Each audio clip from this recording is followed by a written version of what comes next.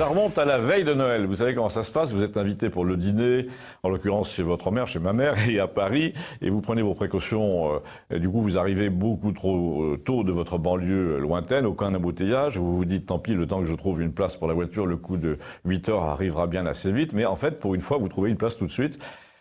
Il est 7 heures et ça vous laisse donc 1 heure à tuer. Et là, vous vous dites, bon, tant pis, je vais aller écrire quelques vœux par courrier électronique au café sur mon petit ordinateur, et puis je vais envoyer mon campagnol. Mais c'est le soir de Noël. Alors ce soir-là, les cafés sont fermés, soit ils ne servent plus, parce qu'à partir de 7h30, le personnel réveillonne ailleurs. Alors vous remontez l'avenue de Vaugirard en l'occurrence, hein, je peux bien la citer, elle est tellement longue qu'on ne verra pas de quel café je veux parler, et vous tombez sur un petit établissement ouvert. Là, vous jetez un œil par la fenêtre de la terrasse à travers le givre destiné à la bombe, et non seulement ils n'ont pas l'air de fermer, mais le serveur chinois porte un petit chapeau rouge et blanc de Père Noël. Alors vous entrez avec votre chien, c'est un café tabac loto, hein, une dizaine de personnes, souvent des vieux, mais pas des vieux en cravate, hein, qui vont dîner quelque part et qui portent leur petit ordinateur comme moi, non, des vieux qui ont le nez dans leur verre de vin blanc et puis un gros par-dessus, et qui visiblement ne sont attendus nulle part pour fêter Noël. Je vois aussi un type assis qui regarde mon chien avec amitié, je commande un Sauvignon comme mes voisins, et discrètement, je commence à taper ce qui accompagne ces petits sujets quotidiens, là, le titre, le texte de présentation, en écoutant la conversation entre le barman, la fille qui tient le tabac au fond et un autre Chinois d'une quarantaine d'années. C'est assez chaleureux, c'est même tellement juste, tellement dans le ton de la soirée, que je m'arrête un instant pour écouter davantage tout ça en me disant quand même ces Chinois sont un peu des génies. D'abord, ce sont quand même des Chinois nés ici, hein, vu la façon dont ils parlent aux vieux à propos du loto, des gilets jaunes, de la dinde, du petit Jésus. Le barman me demande si je veux de l'eau pour mon chien. Le monsieur assis le long du mur me regarde avec amitié, il doit aimer les chiens. Et arrivent 2 ou 3 autres personnes, une dame assez obèse, un jeune couple. Visiblement, tout le monde a été chassé jusqu'ici par la fermeture de tous les autres cafés. Le barman, avec son petit chapeau rouge, brandit une petite tête de reine en plastique, grosse comme ça, histoire de montrer qu'il conduit l'attelage du Père Noël.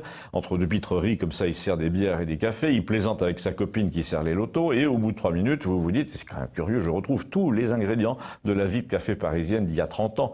Sauf que là, le patron n'a pas une grosse moustache et des bretelles, il a la tête de Bruce Lee.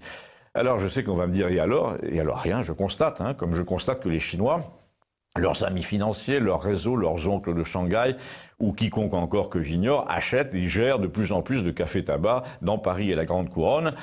Les réseaux financiers, les raisons de cette mainmise, tout ça n'est absolument pas mon sujet aujourd'hui. Je ne le déplore pas, en tout cas pas pour l'instant, pas ici. Au contraire, mon sujet, c'est le talent dont font preuve ces gens dans l'assimilation. C'est tout juste s'ils n'ont pas l'accent parisien et la cigarette sur l'oreille. Si vous faites une allusion à un sketch de Coluche, ils le connaissent par cœur. Ils servent la bière ou le café avec tous les gestes, tous les rituels des Aveyronnais d'il y a 30 ans. Ils retournent la soucoupe, ils jonglent avec les sous-bocs en carton, ils plaisantent sur eux-mêmes. Le barman, qui a un ton légèrement efféminé et à qui on demande s'il va se marier dans l'année, répond « je crois que je vais attendre une année supplémentaire ».